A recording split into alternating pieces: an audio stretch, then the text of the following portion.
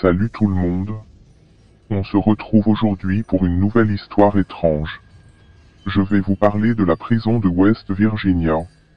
Voici son histoire. La prison de West Virginia est une prison isolée, au style néo-gothique, située à Moundsville en Virginie occidentale. Il a ouvert en 1866 et a définitivement fermé ses portes en 1995. Cette prison connut une évasion. En effet, le 7 novembre 1979, 15 prisonniers s'évadèrent du pénitencier. L'un des prisonniers du nom de Williams est resté 8 mois en cavale.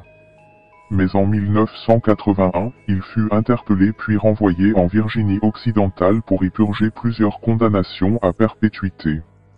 Mais encore, le 1er janvier 1986 ne fut pas seulement le début de la nouvelle année, mais aussi la date d'une des plus horribles émeutes de l'histoire récente.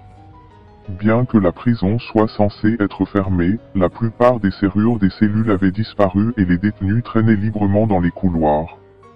Autre élément important par rapport au déclenchement de l'émeute, il s'agissait d'un jour de vacances, beaucoup de gardes avaient pris congé, ce qui renforça la motivation des prisonniers à réaliser leurs projets ce jour-là. La prison connut aussi beaucoup d'exécutions. De 1899 à 1959, 94 hommes furent exécutés. La pendaison fut la méthode utilisée jusqu'en 1949, elle fut appliquée à 85 des condamnés.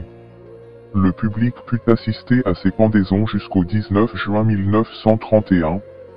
À cette date, Frank Ryer fut exécuté pour le meurtre de son épouse. Mais quand la trappe fut ouverte et que son poids pesa sur la corde, il fut instantanément décapité. Le 18 mars 1932, le tueur en série Harry Powers, dont l'histoire inspira le roman au nom de « La nuit du chasseur » et le film du même titre, fut pendu dans cette prison. Le dernier homme exécuté par pendaison fut Bud Peterson du comté de Logan, repose dans le cimetière de la prison car sa famille a refusé de recueillir sa dépouille. À partir de 1951, la méthode d'exécution fut l'électrocution.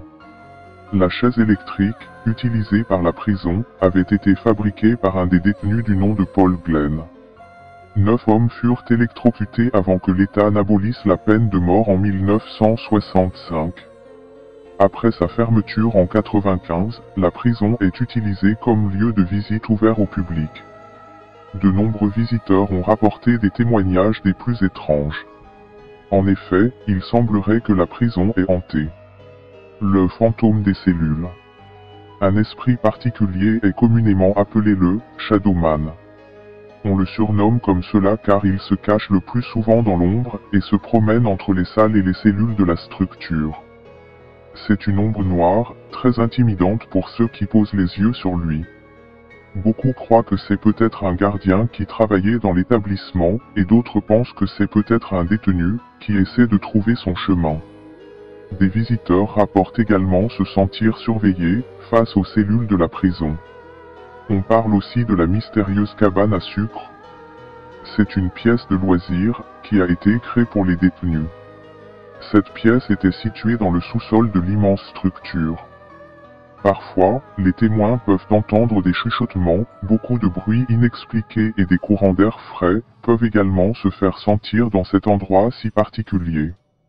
Une personne visitant cette pièce avec sa femme prenait des photos lorsqu'il aperçut quelqu'un derrière la porte. Sa femme a regardé à son tour, mais elle n'y a vu personne. Et soudain la porte s'est refermée. D'autres phénomènes inexpliqués. Un soir, un gardien de la prison dit avoir entendu un bruit. Il raconte être allé à la porte principale du bâtiment, mais en ouvrant la porte il ne vit personne. À ce moment-là, il entendit à nouveau un gros bruit.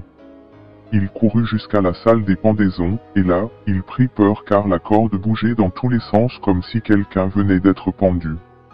On dit encore qu'une silhouette a été aperçue dans la salle des chaudières, elle mesurait environ 1,85 m et on pouvait voir à travers. Une habitante de la ville dit avoir vu de nuit plusieurs personnes aux fenêtres du bâtiment. Alors que celui-ci est vide depuis plusieurs années. C'est ainsi que se termine mon histoire.